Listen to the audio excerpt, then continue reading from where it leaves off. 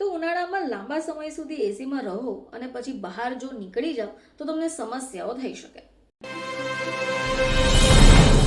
નમસ્કાર દર્શક મિત્રો, ખબર છે .com પરથી હું દ્રષ્ટિ આપ સૌનું સ્વાગત કરું છું. દર્શક મિત્રો, હાલમાં એટલી બધી ગરમી પડે છે કે એસી વગર રહેવું તો શક્ય જ નથી. હવે આવામાં શું થાય કે આપણે ઓફિસે હોઈએ અથવા ઘરે હોઈએ અને એસીમાં સતત બેસીએ અને કંઈક બહાર જવાનું થાય એટલે આપણે તરત એસીને ઓફ કરીશું અને બહાર નીકળી પડીશું. જો તમે પણ આવી જ ભૂલ કરો છો તો આ વિડીયો તમારા જ માટે છે. તો ઉનાળામાં લાંબા સમય સુધી એસીમાં રહો અને પછી બહાર જો નીકળી જાઓ તો તમને સમસ્યાઓ થઈ શકે. હવે ઉનાળાની ઋતુ પોતાનો કહેર બતાવી રહી છે. દિવસને દિવસે તાપમાન જે છે એ વધ્યા જ કરે છે. હવે મોટાભાગની ઓફિસોમાં તમે જોતા જ હશો કે એસી સતત ચાલતું હોય છે. લોકો લાંબા સમય સુધી ઠંડક ભર્યા વાતાવરણમાં રહે છે. હવે ખાસ કરી બપોરના સમયે જો તમે તરત જ એસીમાંથી બહાર નીકળી જાઓ છો તો આ હાનિકારક સાબિત થઈ શકે.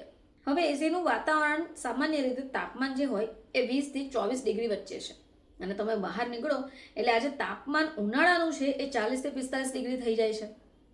હવે અંદર અને બહારના તાપમાનમાં તમે જોશો તો 20 થી 25 ડિગ્રીનો તફાવત છે. હવે અચાનક તમે ગરમ તડકામાં પહોંચશો તો શરીર પોતાના તાપમાનનું સંતુલન બગાડશે. હવે આવી સ્થિતિમાં તમને હીટ સ્ટ્રોક, ડિહાઇડ્રેશન, બ્લડ પ્રેશરના બદલાવ આવી ગંભીર સમસ્યાઓ થઈ શકે. હવે જેમને ડાયાબિટીસ હોય અથવા હાઈ બ્લડ પ્રેશર તેમણે સાવચેતી રાખવી જરૂરી છે. આવા લોકોને તડકામાં અચાનક જવાથી બ્રેન હેમરેજ અથવા હાર્ટ એટેક જેવી પરિસ્થિતિનો સામનો કરવો પડી શકે.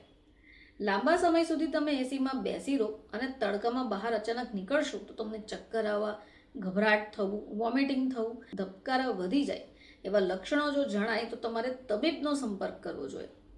હવે એ સિવાય તમારે એસીમાંથી જ્યારે બહાર નીકળો તો અમુક સાવધાની પણ રાખો. તડકાના તીવ્ર પ્રભાવથી તમને આ સાવધાની બચાવશે. જેમ કે બહાર નીકળતા પહેલાં થોડો સમય ઓફિસના એન્ટ્રી એરિયામાં અથવા નોન એસી વિસ્તારમાં ઉભા રહો.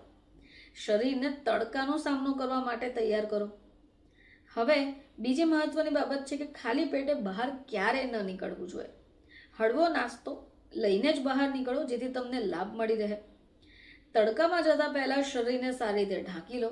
તમે ઈચ્છો તો કેપ, સ્કાર્ફ અથવા ટાવેલનો ઉપયોગ કરી શકો. તડકામાં વધારે સમય માટે તો જવાના હો તો પાણીની બોટલ સાથે લઈને જાઓ જેથી તમે હાઇડ્રેટ રહી શકો. લાંબા સમય સુધી તમે એસીમાં રહો તો તડકામાં સીધા જવાની આદત તમારી ગંભીર આરોગ્ય સમસ્યાઓને આમંત્રિત કરી શકે. જ્યારે પણ તમે બહાર નીકળવાના હો તો તમારા શરીરને પણ તમારે તૈયાર કરવું જરૂરી છે. દર્શક મિત્રો, જો તમે સીધા જ એસીની ઠંડક હવામાંથી બહાર તડકામાં જતા રહેશો તો તમારા શરીરને ઘણી બધી સમસ્યાનો સામનો કરવો પડી શકે તેમ છે.